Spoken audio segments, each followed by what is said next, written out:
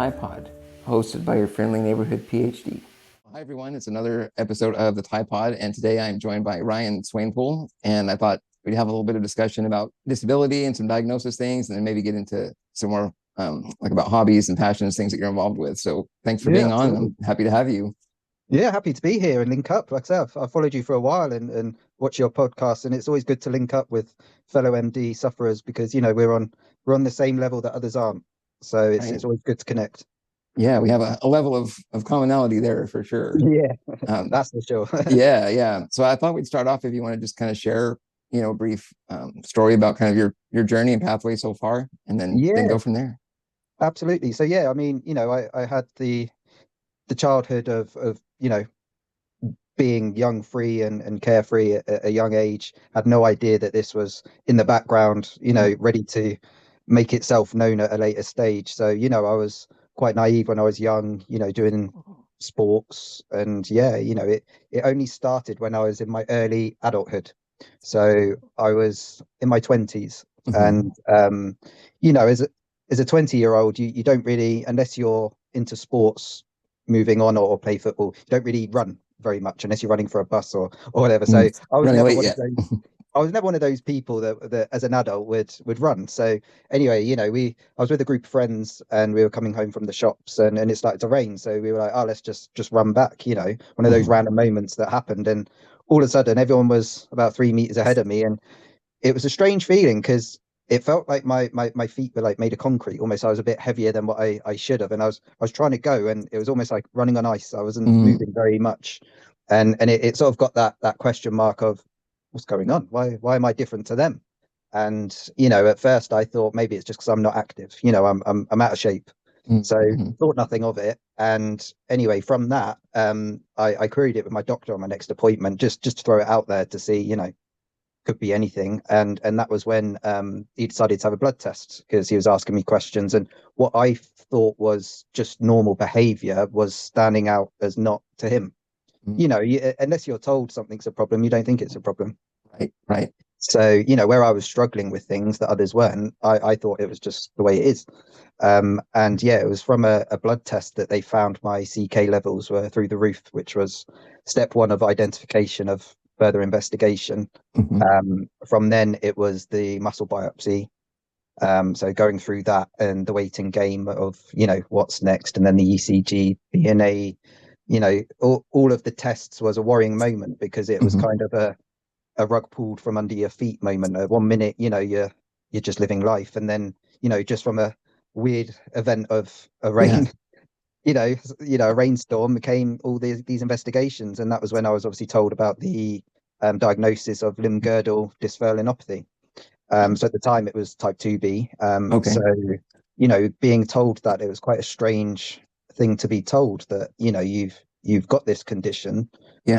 Obviously the first thing you think of is, well, how can I help it? How can I stop it, per se? And then the first thing you do is research, and that was when the worry and the fear and everything comes in. And I particularly found that from my diagnosis, it almost triggered a chain of events with my condition. It was almost like before it was an elephant in the room that was quietly in the corner, but now he's got tambourines and he's making a noise. So it's almost like your body then reacts to, oh, that's there, so I need to start.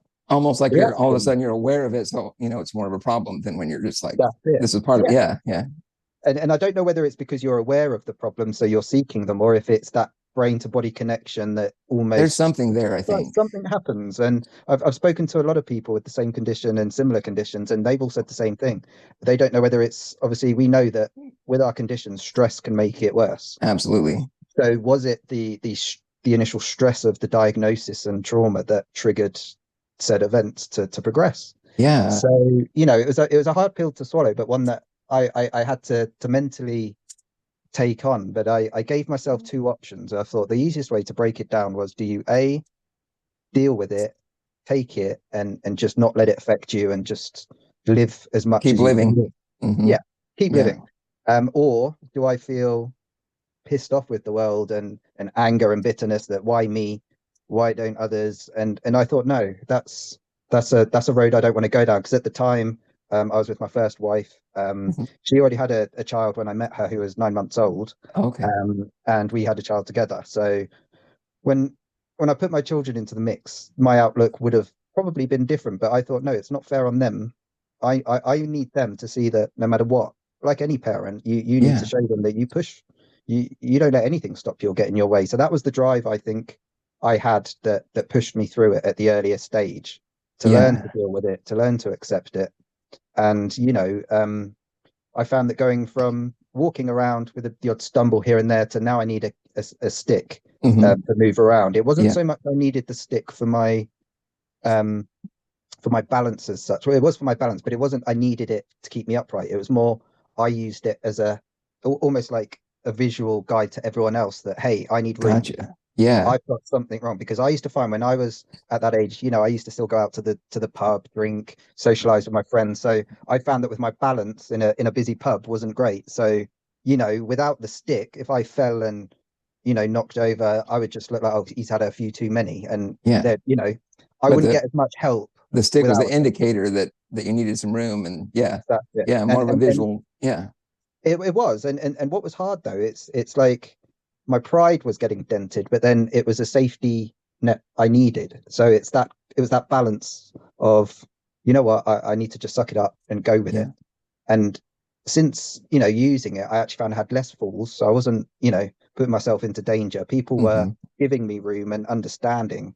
So it actually was something that I feared beforehand, but actually was the best choice at the Right. time.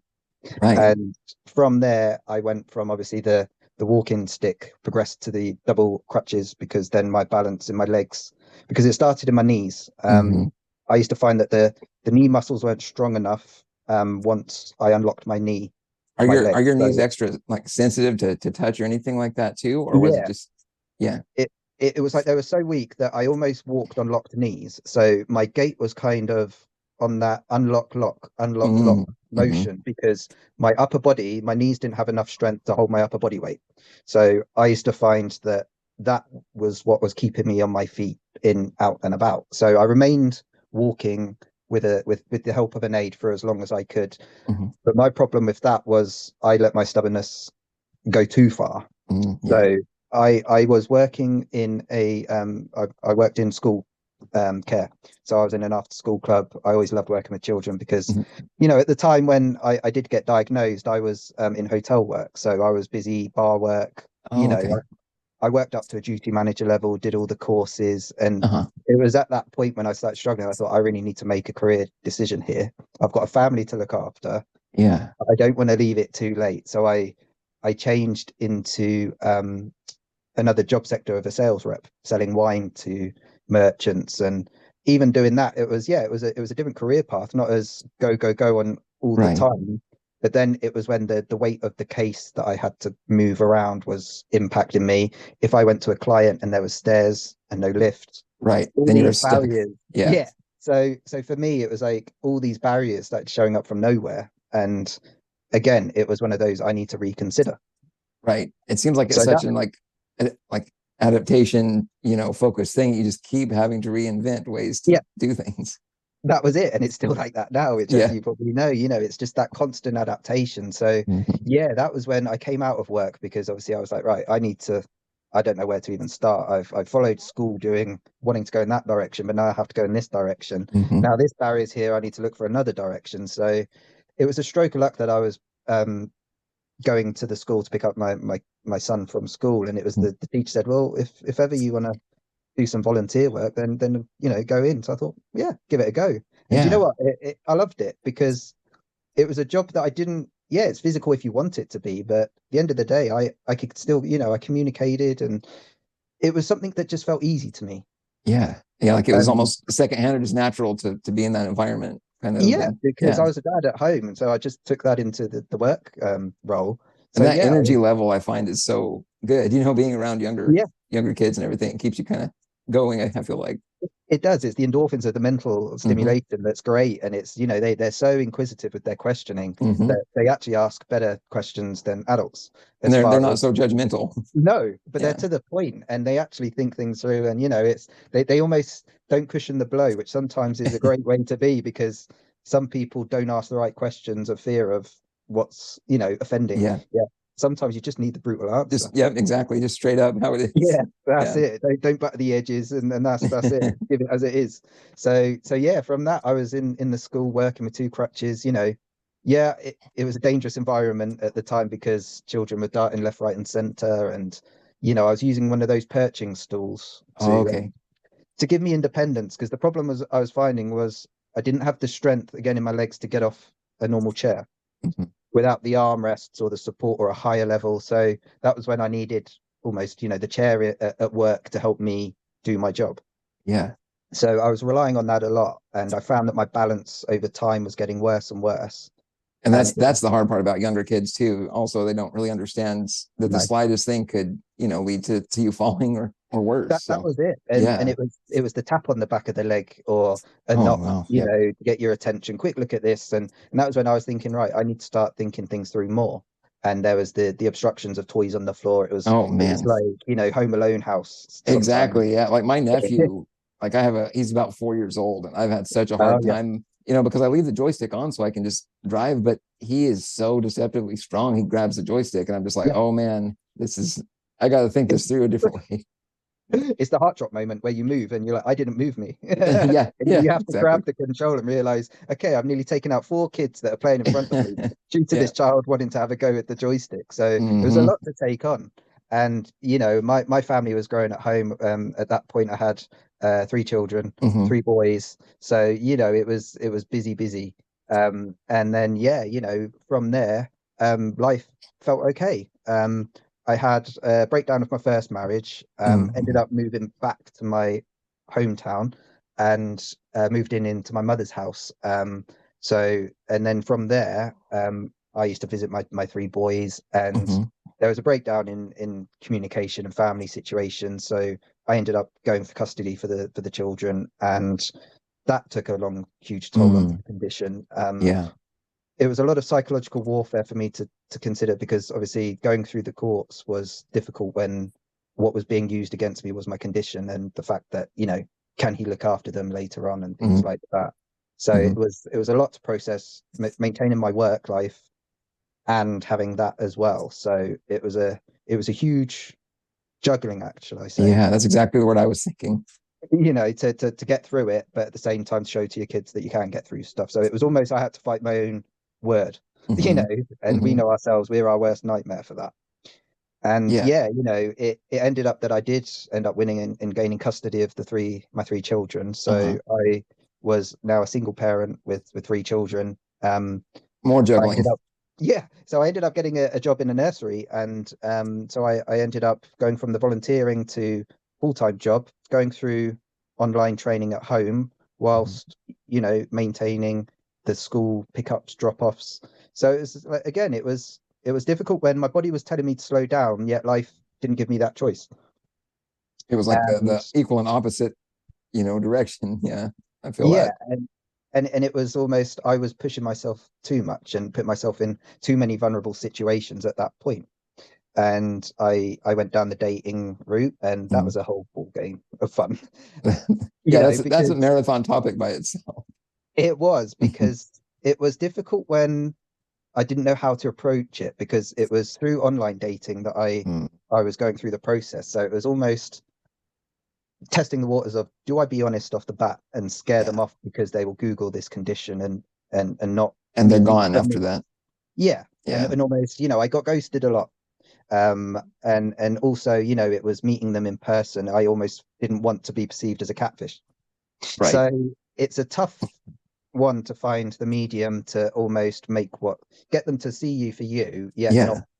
give them any hidden surprises. Well, what approach did you kind of decide on? Did you try to go like all out, just all details, or just enough? So I tried both approaches, and Uh-huh. obviously that was when the ghosting was quite prevalent. So I thought, you know what, I'm going to give it one more shot. I thought, if it's not meant to be, it's not meant to be. Focus on the kids, Yeah. and then that'll be that. So funny enough, my last date, I thought I won't tell them. I will go with my stick, and it'll be a conversation starter of, if it's Hmm. brought up, I will. If it's not brought up, I will bring it up. Hmm. And you know what? It was one of those that I met my now wife Hmm. on our first date, and it was the little things that stood out for her that to me was, it was like, do I have to explain myself? So as an example, I said, do you want a drink? And she's like, yeah, do you want to go to the bar? And I was like, do you want to come with me? And she kind of looked at me like, but I can't open the door. And she's like, oh yeah, because I had the, the Yeah. sticks and that. And then it was, should we sit here? And I was, oh no, do you mind sitting here? And it was because it's Uh-huh. high. And it was, all these little breadcrumbs were getting dropped. And, Yeah. but then she was seeing that me for a person rather than off the bat a condition with a label. Right. Right.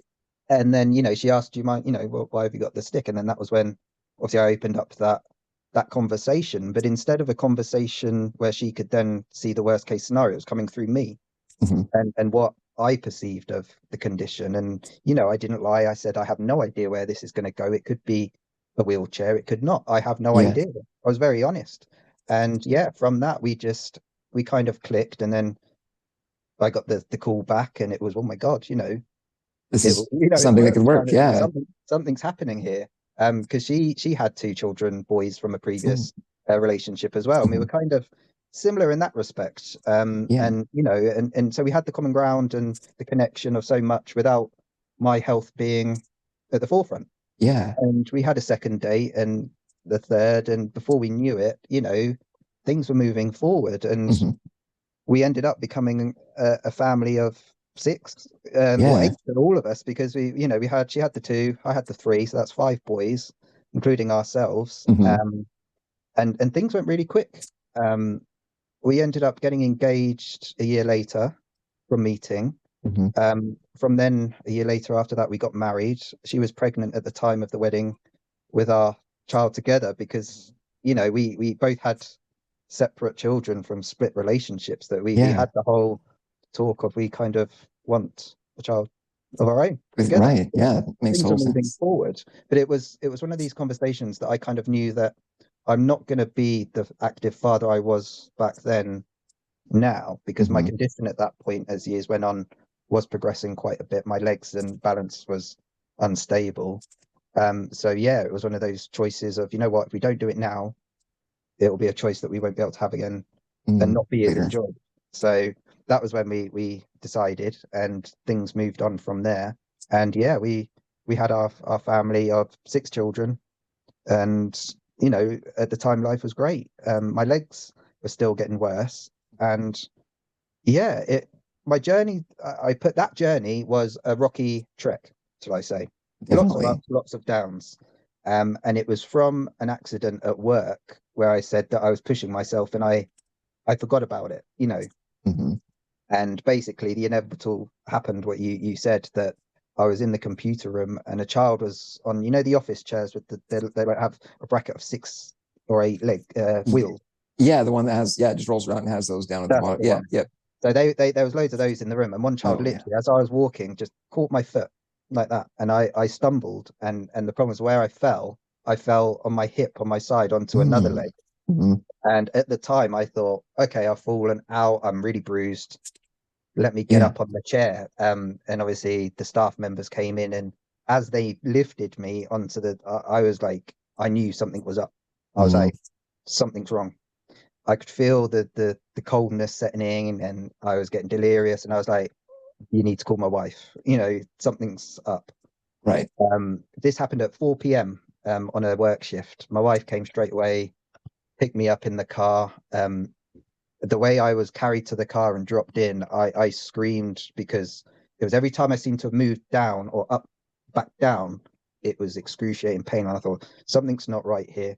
Hmm. And anyway, she drove me home, and she went to get me out, and I was like, no, leave me here. You need to get an ambulance. Something Yeah. is up. Right? You know yourself. Oh, yeah. Definitely. We're the kind of the experts of our Yeah, own bodies for sure. that was it. So alarm bells are ringing. So she phoned the ambulance, and I could feel myself, my consciousness was slipping. I was Mm. getting cold. My mum and wife kept bringing cups of tea into the car, and we were waiting on the ambulance. And at this Uh-huh. point, it was when, you know, the NHS was renowned for a lack in service as far as care at Hmm. this point. This was in 2019, this happened. So, it was a good 6 years ago, Yeah. Right before Um, COVID started, basically. literally, Yeah. it was the October 2019 that this accident happened. So you could imagine the timeline. Yeah. Yeah. So from there, the ambulance wasn't coming. So me and my wife, this is at 9 o'clock at night now.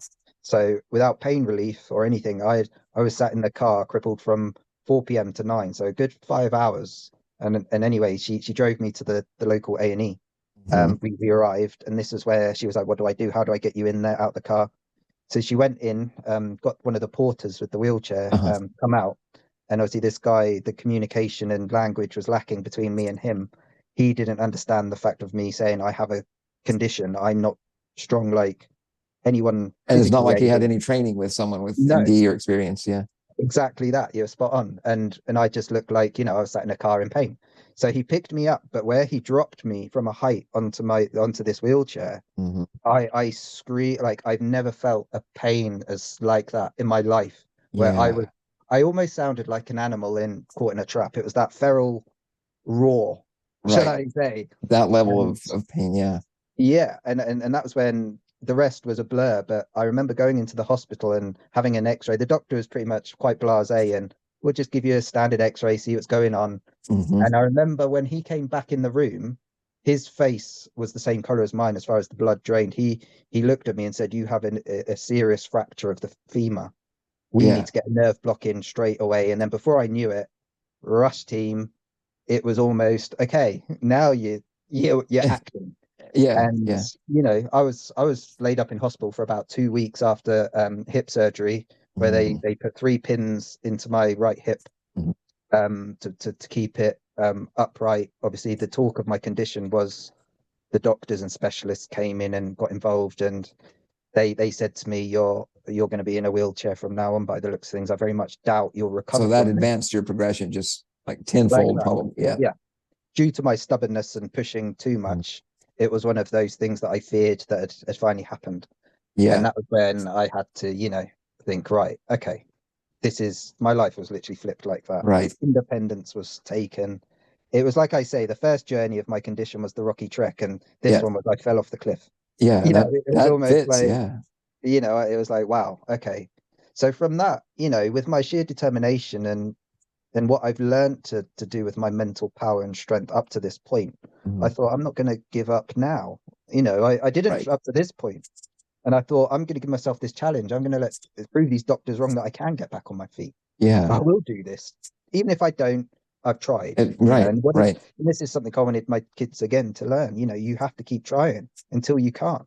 Yeah. Yeah. And I had the local rehabilitation team round. We got the equipment in, the hoists and the Zimmers and All the yeah, tools that come with. Yeah. I felt like Inspector Gadget at one Yeah. point. Me too. I know that Um, feeling. yeah, and the hard thing for me was before I was allowed home, they had to adapt the home for me because at the time it wasn't. I was upstairs and I needed to be downstairs. Mhm. So that's where we had to get a hospital bed in the front room basically of our house. And was your bedroom up on the second floor? Like, did you Yeah, essentially it was have to? up on Yeah. the second floor. Hmm. And that was when we had to look at the stair lift options. And I had a care team that come around every day to help my needs while my wife Hmm. tended to the children's needs, because it ended up, she was a single parent, and it changed both our lives in that respect. So Hey. it was quite a headache to muster, but muster it we did. And Hmm. I ended up back on my feet. Not, I was a lot weaker and off balance Yeah. since, but obviously I had the fear of fall distilled in me. Hmm. Hmm. So that risk factor was not an option anymore. Right.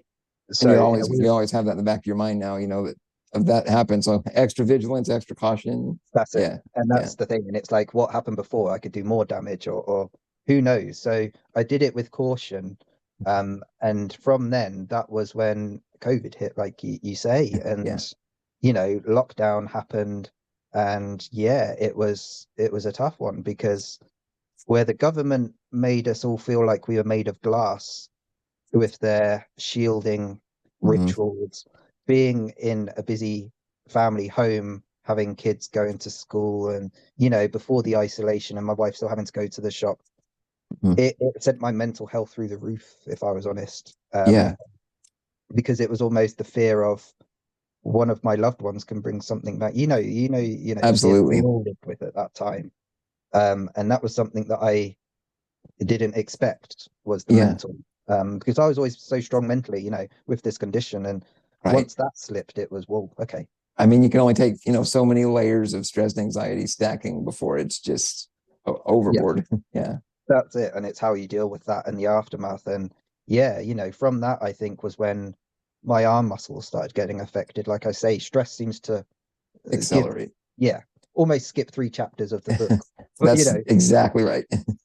and you have to make do with where you've rushed through and, like you say, adapt to this new situation environment. So Hmm. I found that with my legs, a wheelchair was the fix because obviously through COVID and my accident from that point, I progressed to a manual wheelchair, I've Hmm. got to say. So obviously from the crutches to the manual wheelchair, then onto the electric wheelchair because I Uh-huh. use the Quickie 300 now. So that obviously was my bubble, my safety net. Hmm. Fear was out the question then. I had independence in a world where I didn't before. Right. So, almost from COVID and I got funny enough, I got my electric wheelchair on the back end of COVID. Oh, okay. So as the So in the real last few world, years, basically. yeah, so Yeah. as the real world opened up, my world opened up a bit Even as more. well. So it Yeah. was quite a good moment. It was that something's going right here. I've Yeah. got this new lease of freedom. And that because I live in a little village in the southeast of England, which Mm-hmm. basically has a pub, a shop, and a post office. Nothing Okay. else. Very So there's smaller. Yeah. yeah, so it's a lot of, country fields and it's this very small community. So Yeah. although my world opened up, it only opened up a little A bit little because bit. Yeah. we our car was a Cougar, a Ford Cougar, so I wasn't able to take the Quickie. Mm. So Oh, I had wow. to Yeah. go through the process of trying to get a government grant to get a WAV, to basically make my world bigger. Hmm. And were you able Um, to get that? Yeah, so obviously in the process of that, I managed to ascertain the WAV, and yeah, that was when from COVID I started getting out in the real world again. Yeah. I got back into the same job that I left from my accident through the government access to work scheme, Hmm. which was it's a government scheme that basically helps fund taxis or transportation to help disabled people remain in Uh-huh. work. So whether you need assistive equipment in the workplace or like I said, the transportation, it was something that not everyone's told. You must know from your side that you don't get a rule book or a list of what No, help is available. You have no, to you have research to do a yourself. lot of your own, yeah, research and work and Yeah, finding the funding, all of those things. that was it. And that was where I was at because I was unemployed again, second time round.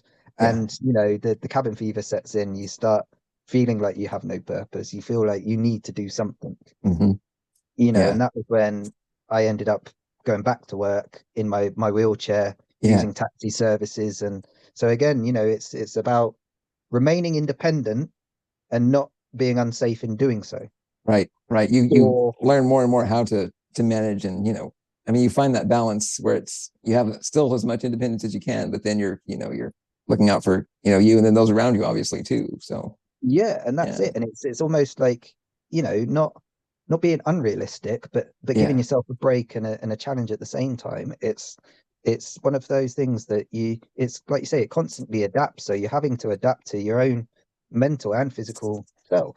Yeah. Yeah. And Did you find like obviously, your physical limitations were progressing and growing, but yeah, was there a period where you thought, like that wasn't having any impact on your, sort of mental health? Like, were you trying to separate the two, or was there like a moment where you're like, oh, these are connected so closely?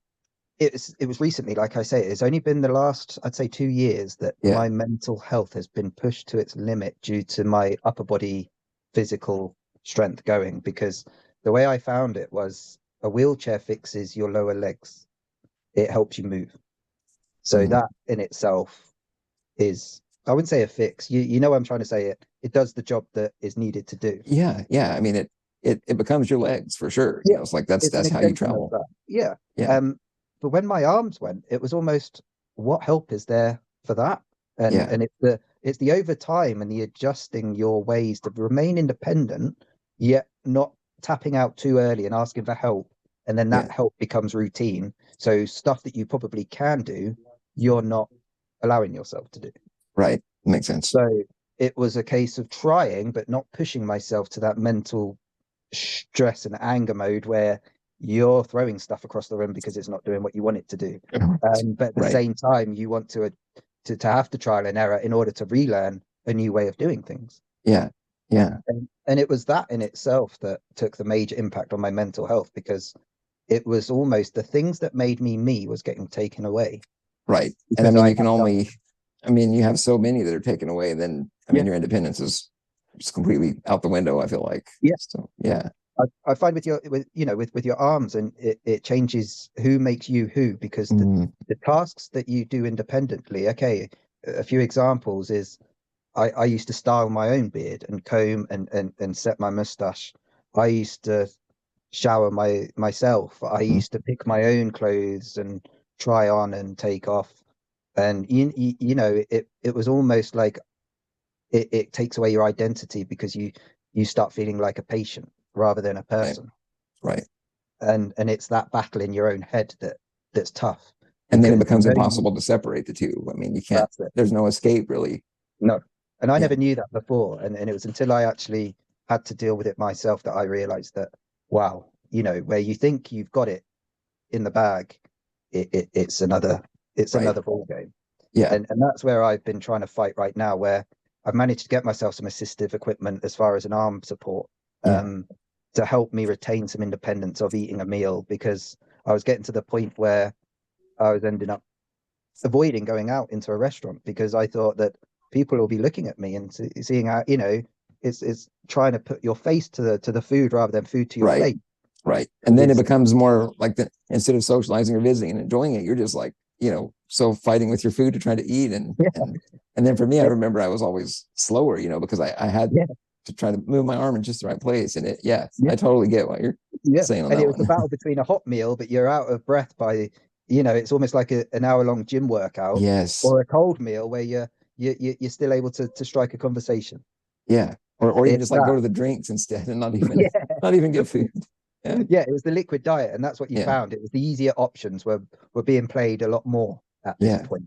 And I was making do, not because it was I couldn't be bothered. It was because I wanted, when your caregiver is the only person that you have to call every few minutes of the day to do the simplest tasks. Hmm. You kind of put yourself at a lesser to save them the stress and the A little bit of the physicality. burden complex thing, That's right? it. Yeah. Yeah, exactly that. And that was something that I really struggled with, because there's two kinds of people in this world. You're either a caregiver or a caretaker. You're a taker or a giver. Right. Right. I was always a giver. I was always someone that got joy in helping others, putting Hmm. myself down to give my all to those. Yeah. Yet I had no choice but now live my life as a taker. So it was Yeah. something that was mentally tough, and a double-edged sword, that I had to try and find my mediocre without almost biting the hand that feeds you due to Mhm. the situation, yet remaining independent still. Yeah. And how do you feel about it now? Like after you've gone through that and you've gotten the caregivers and, have you found that you have less of that burden complex or? I did run recently. It was through work. It seems to be these big events that seem to push me Mm, into that box of realization and acceptance. So, like I say, I've been working up until it was last October last year, where obviously with my arm deterioration, I was finding my fatigue was getting too much. I was finding that I was going to work to look after other people's kids, having my batteries drained, to come home and have nothing left for my family. hmm. I was coming home because it was the physical, mental drain, because physically I was in my electric chair. I wasn't moving a lot, but the mental strain was Just unbearable. exhaustion. It was. Fatigue was real at this point. I was getting home. I was, I'd admit I was becoming quite an arsehole and grumpy, Yeah. because I was tired. It wasn't, anyone's fault. And they knew that of me, which was tough, because it was like I knew what was happening, but what choice did I have? I was Right. meant to be, this was when work was the last thing I did for the family in my head that I did for them, Mm-hmm. because everyone was doing stuff for me as far as care and help. I couldn't help them because obviously physically I know I help them emotionally, but Right. work was the last thing that I felt like I was the father, the dad going to work, coming home, Right. bringing the paycheck, going to work, coming home. And So then when that gets threatened. yeah, it was that. Everything with our condition, at some point becomes threatened or under jeopardy. Right. Right. So that's where we have to face those choices and those routes. So it was last year that I thought, I can't be doing this anymore. If I carry on here, Hmm. I'm going to end up like I did before. And what happened before? You know, All it, the, yeah. it's not worth thinking about. So you know what, the work wasn't helping me or supporting me in the way they should have at this point. They weren't Yeah. getting the support staff in to help us.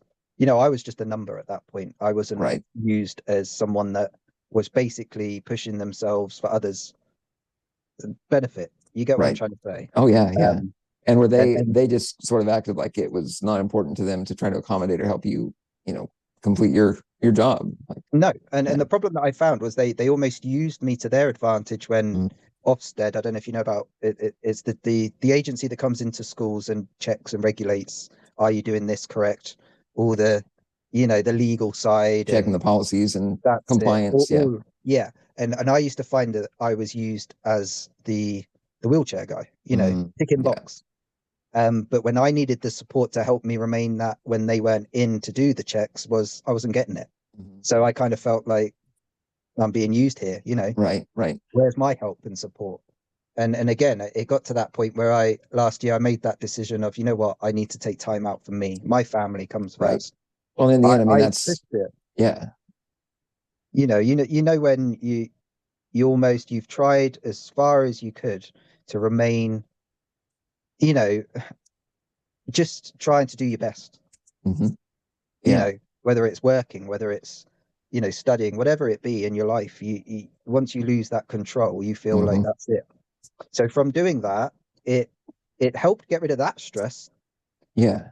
but then came the whole, what is my purpose? What do I have here to keep me going Hmm. that I can do without asking someone else? Right. And then to support your family and Yeah. everything. Yeah. Yeah, and keeping the brain active is almost as tough as keeping the physical side active. And it becomes more and more that way, it seems like, you know, because thinking back on, you know, when I had to quit working and kind of the whole life was, you know, just sort of torn down, I had to rebuild It it, does. you know, and Yeah, yeah, it's exhausting. I mean, the mental side of it is just so difficult. And like you said, trying to figure out, well, how can I contribute? How can I, like, yeah, you know, fulfill my purpose here if all the independence and control is gone, you know? yeah. So it's It's yeah, it's it's hard, yeah.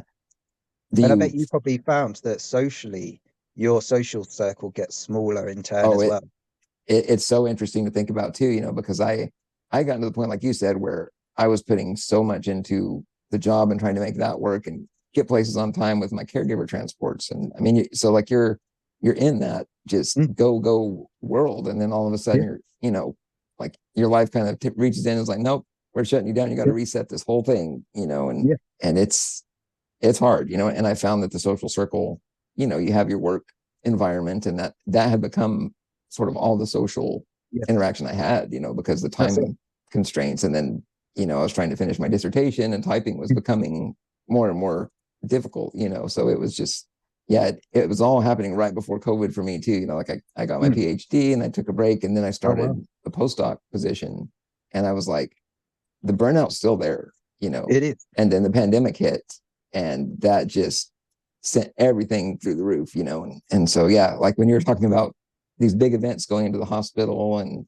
you know, having fractures to heal and everything like that, I feel like for me, almost the stress from that just made it where I couldn't focus anymore. I couldn't even, Mm. you know, find enjoyment in a lot of it. So yeah, It's it's tough, yeah, because people don't realize that when you're mentally stressed, it's almost like pouring acid on your muscles because it exactly affects them, and that's deterioration you don't get back or can get back.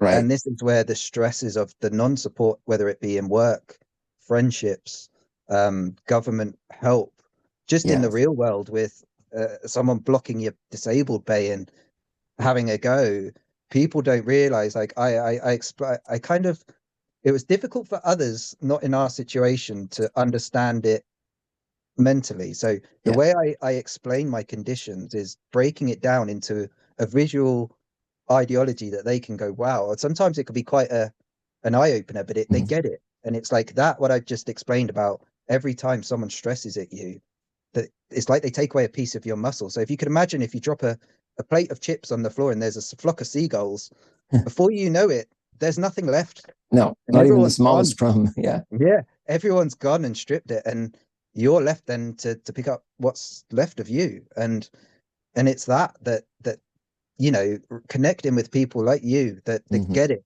help us realize that it gives you an extra layer of protection, knowing I'm not alone in this. Right. And that's where the social circle, I think, is, for me now, it's so much wider than it ever was before. Socially through people that get it. My Yeah. people. So that's the way I explain it. It's like, these are my people. I don't need to pretend. I don't need to lighten the blow to make them not feel guilty. Well, and those are they're real friendships. I mean, like for us, like that is how we reach out, how we meet people and connect, and it's everything. I mean, it is. To have people that know, I know what that's like to not eat a meal, or like I can't go to the grocery store on my own and get whatever I want, So like, with us, like trying to connect for the podcast, like, this gets in the way, a lack of sleep on my part, things like that. Smaller things that are not predictable. Yeah. Like, and it's the levels as well. It's like a bad night's sleep to someone else that, could have a coffee and carry on, to us is 2 days bed in rest. bed. But which is currently, I'm in a day of bed rest. So yeah. I've got that to look forward to, because the kids break up from half term now. So all the daily routines of dropping off early in the morning is now, I've got a break to get back to my little hobbies, and top up my battery. You got to have a little bit of that. You do. And this is where I find that, like you say, my friends, as they are supportive, really supportive of me with my condition. But at the same time, I feel that I hold back the truth to them, because I know if it was the other way around, I would feel guilty not listening to that from my friend. Yeah. So on both sides, I get it. And this is where, like I said to you, like connecting with those that understand it gives you then almost a whole network of people that who to contact at your, depending where, Well, and it's global now. Like I grew up in a small, like rural town with like, just a few stores and a post office and school, and accessibility was, a whole other issue there, but also just reaching out and knowing other people that have, I mean, that even use wheelchairs, period, for whatever condition, so it's refreshing for sure. Yeah, because for me, it's like I said, I can relate to that, because I find that the only people I can relate to are either 80 or in knitting clubs in the local village. And it's like, and you're not mentally there. It's like, I have to socialize, but it's not right. You know what I mean? Yeah, no, I totally get that. That age, you do feel like an 80-year-old body with 30, 40-year-old mind. The way I put it to friends is like, the way my body's gone from physical backwards. I call myself Benjamin Button sometimes. Exactly. I was just going to say that. I'm going backwards here to a baby that needs everything cared for, but my brain's still there. And this is where I don't know, it's hard when your mind doesn't change, but your physical body does. And your mind's, I mean, like mine wants to do more and more, I find, is, in this stage. Yeah. That's it. It's like when you go to grab something that you never realize, and it's boom on the floor, and you're like, damn it, I loved that cup. Seriously. And this is where finding the right hobbies is hard, but when you get it, you've got it. So, okay, for me right now, I've started getting back into some hobbies I had when I was at the start of my journey. That I was just going to ask you about hobbies and what you're doing. That I'm rekindling. So I've started getting back into my comic book reading. So I'm a huge fan of like the Walking Dead series, and binge watching TV. I'm really a geek at heart, and I'm happy to admit that. So I've been getting back into that, doing the comic reading, TV shows again. So rewatches is a lot happening now. And it's, so you're like going back to old series that you really liked and kind of watching. So I've got my top 5 series of all time. Everyone has those. Oh, nice. What's your top 5? Walking Dead is my number 1 best series. Breaking Bad is number 2. Oh yeah. I would go with I'd say Dexter number 3. Game of Thrones number 4. See, Dexter, Game of Thrones is a hard one because they're so different, but again, completely so similar, because both endings were kind of similar as a rush up, finish, job done. That I don't like talking about that last season. Game of Thrones. It was slow. And then I think my 5th would be Sons of Anarchy. Is always one that I love. So I'm a bit of a mishmash genre kind of guy. But like a lot of drama and like high level interactions and like being from New Mexico, Breaking Bad was like, I mean, I still love it. I've watched it probably 4 times through now, but it was, and then I actually did the tour. Like I had one of my research advisors. We went around the city to the car wash and we saw Walter's house, all that stuff. And I'm like, did you take a pizza with you and chuck it on the roof? I should have. And then we went out to, there was a place that was like south of the city. And there was like a whole filming, company basically building up in that area. So I got Wow. to go see that. And, but it's cool. Like Amazing. you live there for your whole life practically. And then a show like Yeah. that comes through and you're like, now we're famous for something, like Yeah. everybody knows where Albuquerque is now. So Amazing. But like yeah, I say, it's those little trips, like you say, it's those moments in your life that's what life is about.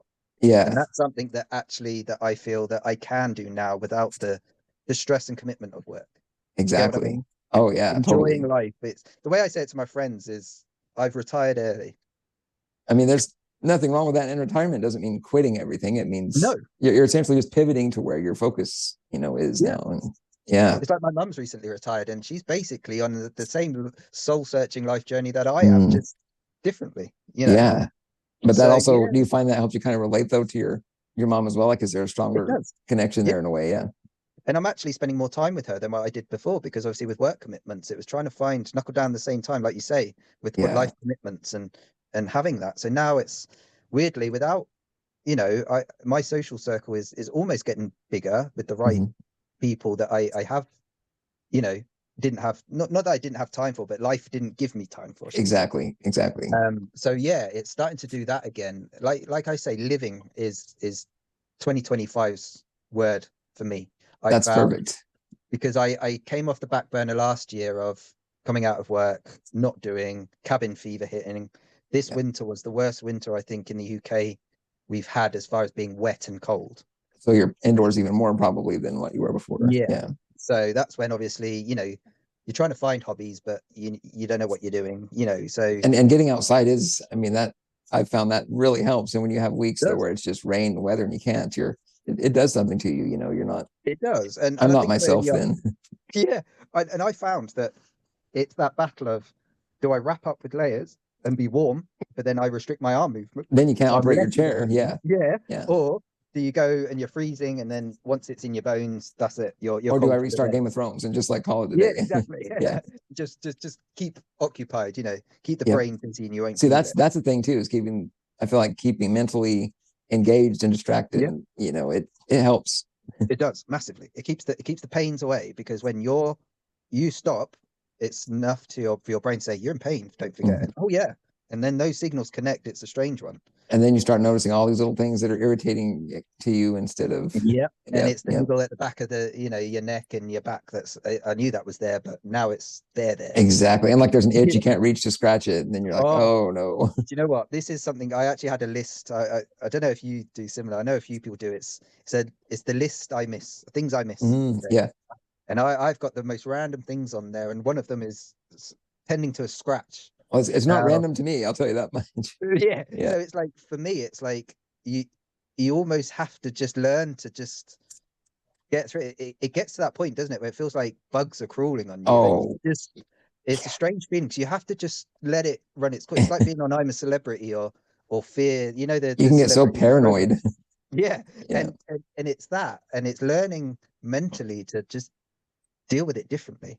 Yeah. Yeah. So, Like like I calibrating it in say, a way. yeah, almost Yeah. putting it to the back of your mind while keeping that forefront busy. So another thing I've picked up again is gaming.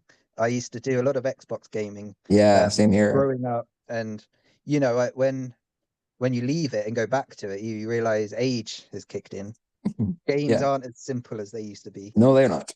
You need to press a lot more buttons and intricacy than what you do now. So obviously with the physical side, it's like, damn, I want to escape in this world, but you're But making then shit harder. once again, there is your, disability like causing you grief. And Yeah. then it's So like, is it worth it? it is. Yeah. And I used to use gaming. It was a world that I could run in a game. I Exactly. I could played kick ass in a Madden. game. Madden football was my thing for Yeah. years because I was like, I can get on the field, I can control everything. And That's what people don't realize. It's what you get from it. And yeah, it's also I used to play a lot of, first person shooters, so yes, Call right. of Halo or Duty. anything like that, Call of Duty. Yeah, Yeah. Yeah. Halo, at the minute I'm playing Daisy, which I'm loving. Really, really PvP in Yeah. intense games. And the best thing that I found was when I used to dominate and do really well. It was that hidden. I used to laugh to myself thinking, if only you used to get the messages saying hacker and all this, and Oh I yeah. used to love getting those because I used to be like, if only they knew I had muscular dystrophy, they would, whoa, it'd blow their mind, Yeah, and it it's was true. it was having that I'm good at something, Yeah, and usually it's zero absolutely. letter to everyone else. Yeah. So did you go to PC? Like, how did you overcome the controls and all the buttons and everything? So what I figured out was with the Xbox controller, they had this elite version that had all these different mapping um features. Yes. Yeah. So they had extra paddles underneath. So the way if I you hold a normal controller and you've got the triggers, but then I Right. found I don't know if you can see, but my Like flex secondary. Oh wow. is Yeah. gone.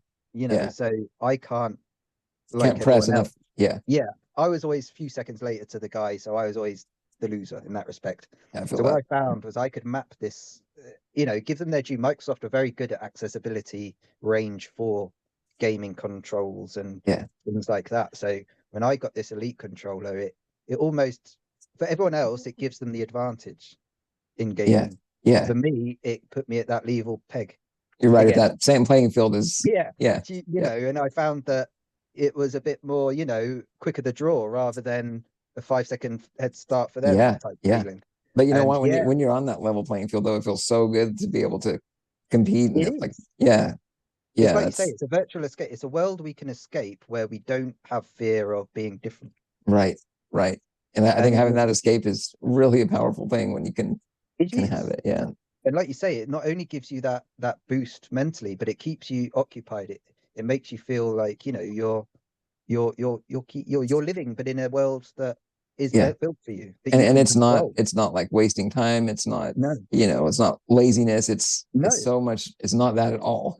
No, But it's almost like picking up a book that you can visually exactly. narrate yourself, but you Yeah. can't in an unaccessible world. And that's the where I love, like I say, the games where you can run, jump, fight hordes of zombies, Yeah. knowing that, there's no barriers. If there's a barrier, you press a button and it changes it. Or And I wish just sometimes, yeah, maybe there were breaks in the coding of the people that wrote the game, but that's not your problem at all. It's exactly. everybody's problem. So Exactly that. And it's yeah. like, I wish there was a controller for the real world where we can make do with stairs and press A to jump, Can you imagine? Yeah, it'll be Yeah. it'll solve all our problems. But like I say, it's finding what makes you you again Yeah. is important. Yeah. I totally agree there. And like I say, I gave myself the goal of 2025 to live, not give myself the pressure because I found that I was my worst enemy with all these problems because Yeah. I wasn't asking for help or I wasn't knowing when to tap out. I wasn't saying when enough is enough and give yourself a day's bed rest. And Yeah. And you these absorb so tiny much, I feel wins, like, like internally. you do. And the way I see it is mentally, it's you've got an internal jar that if you keep putting the bad in and forgetting about it and carrying on, that jar before you know it gets fuller and fuller. Once Right. that jar starts cracking, it's only a matter of time before you can't stuff any more in and that explodes. And then before you know it, it's too much to contain and you're off the wagon then. Yeah. And I don't know about you, but I found myself always trying to downplay and make everything positive, and it was all great. But like you said, those cracks they start Yeah, showing up. So if you don't do they do. something to, kind of diffuse that quickly, it's gonna cause problems for, It will. And it might you and not be in a everybody week else. or a Yeah. month. It could come later on. And at that point it becomes too overbearing to help. And that's where I've started to learn coping mechanisms of self-care, self-love, self-appreciation for Hmm. it. You've done well. You deserve this rest, Right. so to speak. Like I say, Right. the retirement mentality, it's you've remained in employment up until you physically cannot anymore. Right. Yet I compare to others with fully physical able bodies that decide and choose not to work, that I feel like, I've got to give myself a bit of credit for that. Right. you Absolutely. know and Yeah. that's where you've got to look at it and think it's okay to fill that jar with good stuff, not always bad. Right. and Right. I and mean, that's what I've started to it's a do. spectrum kind of, right? Yeah. It's not all one or the other. It's yeah. No. So if I find I've you know I got help out in the real world from a stranger, that's something good to put in. Mhm. If someone parked like an asshole, is it worth putting it in the jar? Nah, Right. Right. just get Let rid it of it. go. So yeah. So Yeah. it's learning what to hold on to and what to let go Right.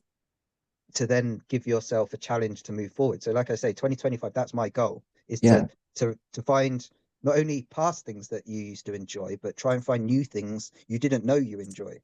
Right. New And experiences, new reconnecting. things that, yeah. Yeah. Yeah. And before, I used to find that I used to always be the first one to say, yeah, I'm going to do that for you. And before I knew it, people were taking advantage of my kind Mhm. nature, Yep. even though I physically couldn't help them. But mentally, I felt like, well, where's the balance? When do I get Yeah. it back? So Well, because you bend again, over backwards to do everything for others, and then when that's not returned, you just you got to think, break well, that off. yeah, Yeah. exactly that. And that's what I'm trying to do. It's being selfish in the right way. Is Yeah. that, Yeah. not doing it in a mean way. And the way I see it is I'm walking around now with a mirror in society that if you give me something nice, you're going to get nice back. Yeah. But if you're going to give me problems, you're only going to get problems back. Right. And I mean, that's that's where just you have to pick your arguments, yeah. It's you kind of a know. boundaries thing too, right? Like Yeah. yeah. Yeah, that And that it's makes total sense. and the way I live now, like I say, is in a bubble. Don't you're allowed to come into the bubble, but don't burst it on your way in, and don't leave me vulnerable. That's a You perfect get analogy. you get what I'm trying to say. So Yeah. when I'm out in town and there's a parker that's parked on the curb, you know what? If I can get through and I don't touch the car and there's no issues, Right. why am I going to pick an argument and highlight where you've gone True. wrong? Because before I know it, I'm creating my own stress. Yeah. And I'm it's not creating going to my impact own them in any battle. way. Yeah. The person that I'm attacking is going to feel cornered, so they're going to fight back. And Mm. before you know it, was there any need? So that's where I used to find, the whole path of bitterness or hope, and it's that, Mhm. and it's the self-love, and giving yourself a direction. And that's one thing that I've started this year on. And do you know what? It works. Yeah. May not, like you say, you can feed the positivity train pill all you like, but Oh, yeah. as long as you feel good in where you've come out of, the way I see it is it's a curve that when you have a major dip in your condition, you Mhm. have to hit rock bottom before you can find the strength to know how to come back out. Right. And again, with the analogy, the way I explain it to a friend of mine that doesn't have a health condition is, Mhm. it sounds brutal, but I have to let that version of me die, and I have to Mhm. grieve that and go through the grieving process to be reborn into a new life. That's such a great way to put it, I think, because with us, we're reinventing constantly. I mean, we just Yeah, because it's a survival thing too, like we it have is. to change and adapt and realize that version we can learn from that version Yeah, of us, but it's gone, we have you to let have it to let it go. go, Yeah. because if you don't let it go, the way I see it, if you look back all the time, it's full of regret and resentment of what you should have done or Hmm. could have done differently. And if you look forward, it's full of pressure and giving yourself planning things that later could change, and then almost beating yourself up on, my conditions change, I can't do what I planned on And you doing. have to cancel and reschedule things and Yeah, you feel, yeah, yeah. change your path, like we said, with employment, things like Yep. that. So I've had to really learn to live in the here and now, live each day like it's your last, in the moment. And in doing so, like I said to you, it's changed that curve. It's made it almost that, you know you're you are who you are until it Hmm. changes, and you have to go through that again. So I Yeah. kind of feel like a cat. I've had 9 lives already. It's Yeah. Yeah. each one has been different and physically different in itself, but Yeah. my mental me has grown one hell of a It's lot. evolved and changed, and well, and then it's Yeah, probably ready to handle, whatever else that comes along too, exactly. yeah. It's keeping hold of you and learning to adapt, like I say. And that's Yeah. something with the family and the children and the support network, that it's doing things for you again, and And connecting realizing with that's those okay people. too. Yeah, Yeah. like I say, the mirror, it's like I've got more help and support and go to information from actual patients with the condition than I Hmm. have any health professional or government body. Right. Absolutely. I mean, that's really the only way you can find that, I think, Mm, is yeah, it's through just sharing experiences, because yeah, even I know there's so many different types of MD, but still we all, I think, can relate to, yeah, so many of these things we've talked about today. So yeah. yeah. And we say it's real talk, isn't it? It's not Yeah. lightening it and softening it for their guilt And we again. get straight into like the deeper conversations, and Yeah, issues more than just the light, yeah, meaningless stuff. So yeah. yeah. And it's Yeah. like I say, I'm a huge supporter for others, and and that's the thing. It's like, what we go through, a lot of other people go through similar. It doesn't mean we're any different to them. It's almost, the way I often see it is, you know it's like someone that's lost the vision and their sight. I kind of feel like how would I manage in that situation? Right. And then someone can say, you know, see me in the wheelchair, go, how can I survive? Everyone has something that, you know, you don't realize how much you can adapt to your own Mhm. personal problems from the next person. And it's, Right. you know, No, and you, that's something that the entire disability community, I think, yeah, is. I mean, because even say it is eyesight versus muscle strength. I mean, you're yeah, still losing things that that are so essential, yeah, going through life. So I just think that relatability factor has been, mm, for me, it's been therapy in a way, yeah. to fight And it, all the mental, challenges with it. and that's what people don't realize is the mental problems that come with a physical problem, Yeah. you know, and that's where I'm finding with the support and the healthcare professionals in this country that I actually got more help and support on the at the early stages of my condition than what I have when I Yeah. needed it most at the later stages. And this is something that, you know, you start off with hydrotherapy and physiotherapy, but then when you become weaker, they kind of go, well, it's nothing that can help you then. So then that support goes. And another thing I find that is severely lacking is the mental health and the counselling. All those areas are non-existent with muscle wasting condition. Mm-hmm. It's almost overlooked. Yeah. And this is where, for me, it's like it's so important because, like we said, it's connected. That once one is at a lesser, it starts attacking the other. Right. Right. Yeah, I Um, agree with you there. It is hard to find that kind of help for people with mm, neuromuscular. I mean, it's just written off or not well known. Maybe I don't know, but mm, that's a good thing that it's up to us kind of to spread yeah, that too. I think a little bit, which I think we're doing, more and more these days. yeah, and you know what? It's the more people I connect with, like you, Yeah, that I feel better in myself and stronger in myself. It's like because we're part of an army out there that are yeah. fighting a war that we're winning silently. We don't realize together it makes us stronger, and it's a I motto that I live by. totally agree. It's a collective thing more than just Mm, that lonely solo isolation, yeah, version of that. I mean, I know I went through it too. Where it was just really nobody to talk to that mm, could fully relate either. yeah, So, that's powerful. I think it's the way we, are going to change things, and where we're going to have a seat at the table with, like, mm, policy making and leadership yeah. throughout. I just think that's something that we're slowly making progress on. We are, and that's the thing, and it's not giving up hope. And it's like you say, it's like yeah, our conditions don't come with cures or treatments, but collectively we're creating our own Yeah, treatment yeah, I agree with that. through support, you know, and that's something that, like I said to you, I get more out of the community than what I do through my doctor Mhm. because the way I feel from that, you know, Yeah, it's everything collective, you yeah, know, that helps you move forward. And you know that if you're having a bad day, I can fire a message off and I know I'll have people that are ready to pick it up, not people that are gonna look at it, go, I can't relate, I'm just gonna ignore. You just know, leaves the message on read and they don't ever respond yeah, to it. Yeah, you know, and yeah, then that makes you go clam up and you don't then do it again. So it's that isolation, self-isolation again. yeah, yeah. It's always lurking, isn't it? But It is, you yeah, know, yeah, and this is where it's you know, the community, we're winning this, you know, we're yeah. doing things, we're making change. Yeah, And I it's totally agree. but it's so important for the younger generation that we can help those deal with stuff Mhm. that they're only just going through themselves now. And That's where this I have is found so much, because yeah, I've been able to do some volunteering and things with people that are, oh looking for help and looking to us kind of, to kind of blaze the trail, I feel like. And yeah, it brings so much to, kind of the daily world, I think, yeah, for me, giving back and helping I mean, you talk about a fulfilling distraction. That's definitely yeah.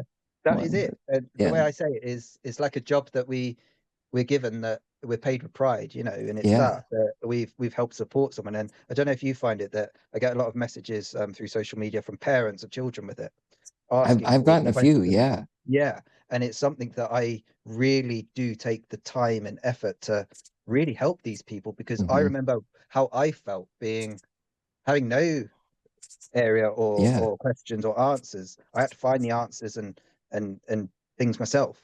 So if I can pass that, you know, it's like I can pass that on to someone else, then that's Yeah. something that I am forever grateful with. Like you said, we're always the ones that are getting the care, getting the help, getting the grants, getting the charity. Yeah. When I can give that shit back. Oh my That's God, I such I like love that feeling. a light bulb turning Mm, on, that it sure you can't do the same, mm, things to return, but there's so much more. I mean, yeah, like you can give so much more than just the physical side, I think. And I mean, But it's the feeling of when, it's that when someone asks you, what have you done with your life? yeah. I've got a list that I know that I can go away from and know I feel good. And I've made and an so many impact. non-disabled people will not Yeah, have a list like that, yeah, and so that's it. It's using it as a power rather than a problem. yeah. And you're right about the parents too. And I mean, even parents of kids that have any kind of, chronic Yeah. illness or disability, I find that there's this connection point, Mm. there too. I've met So parents that are just amazing people that, because of that, they've learned, and we have so much in common in that route too. Yeah. the way I But, see it, it's like a Game of Thrones link. It's the third eye. Is it yeah. Yeah. the disabled community is like having a third eye for empathy and care for others. That Oh, unless you that's a go good through quote. that door, Yeah. you will not learn it. Yeah. That's like a mission Because statement, basically. it is. It's so true because I find that with my own kids that my daughter, who's only 7, is the best caregiver right now that anyone would ever know. She can identify someone elderly or less fortunate struggling with a doorway or something in a shop, and she'll dart off, and I'm like, where's she? And she's there opening the door for said person. She's there picking up off the bottom shelf for an elderly person. Hmm. It's unless you've lived it and learned it, you then can't relate in the real world, right? Right. Well, So she's that's carrying the where torch forward already. that's it, Yeah. exactly that. And that's where I used working in a school to my advantage in the questions, because the way I used it was almost I'm training a mini army of third eyers to the disabled into the real world to help the community, because they've been taught correctly through me rather than through, you know, I hate to say it, the parents that, Hmm. are raised to hate, Yeah. Yeah. the, oh, don't worry about them, we're lesser, and it's that I feel like I've created that, the Yeah. caregiving crew, should I say it? Well, I mean, the world could use more and more empathy, I think, and Yeah, we have that especially third eye, no nowadays. doubt about it. Yeah. Yeah. And it's never more important than, like you say, in today's world where things are so split and there is a blame culture that, you know what, we're not the problem, the world is the problem. That's exactly right. Because And I if the think world coming to was terms made with that is good. comfortable, because at the end of the day, all we want to do is live a normal life and not ask for help. But if we had the equipment, the accessibility to our hand off the bat, you wouldn't notice us. Hmm. Right. And then, The I mean, fact then we we're cannot all, get, yeah, we're yeah, all humans I mean, then we're all kind of, once again, level playing field in a way. there you go. So And it's like you say, we want to just go to a restaurant and have a meal, but we don't want to have to come across a barrier to then create the problems and highlight us to them. You know what I'm trying to say? If it was all absolutely. easy, we would just be just existing. Yeah. A shell, basically. Yeah, But yeah. Yeah. the world But isn't built like that. no, it's not. Not at all. But But this is where we have to build our own world and community. And by doing what we're doing now, and like you say, going and volunteering and chatting to youngsters and yeah, spreading the word is the most crucial way of doing it. I agree. And I sure appreciate that, Ryan. I know we could talk about these things for hours and hours. We might even Yeah, have to we have a can, second like I episode say. at some point. Yeah, no, I'm always like up for it. Like I say, I'm Yeah. a talker and I'm passionate when I'm given the room to openly Plus talk, which that we storytelling. Yeah. It's so great. it is, and it's relating, because I feel good now that I can relate. I'm not alone. We can do this together. Absolutely. Yeah. That makes so much more to life, I think, with MD for sure going that way. But, Exactly. So yeah. well, if people want to reach out and get involved with, things that you're into or interested in, is your Instagram kind of the best way to do that? Or do you have Yeah, my other, Instagram's the best way. That's what I say. That is my platform where I am me. yeah. And that's where I put most of my disabled content, and no filters, shall we say. Yeah. That's the best way to have it. Yeah, But, and like I yeah, say, my inbox is always open for anyone that wants questions or just wants to chat like this, and get it off your chest, because a absolutely. problem shared is always a problem halved, and that's something that I live by, Get and it I off know. your chest and get it out, and then it's Yeah, easier to process. Yeah. exactly that. Yeah. So always open for discussion. Yeah. Same here. And I'll probably be sending a few messages your way from my account too Yeah, over the definitely. next. We'll Yeah. get gaming one day, and Yeah. Yeah. Definitely. And we'll start create chatting a about some little. Walking Dead, Game of Thrones like recaps again. Exactly, But exactly that. yeah. But no, it's Yeah. always good to connect, and yeah, Yeah. Well, I appreciate it, Ryan. And I'll definitely, we'll set something up maybe for another episode too here in the near future. absolutely. Always Yeah. a pleasure, and thanks for having me on. I really appreciate it, honestly. Absolutely. Yeah.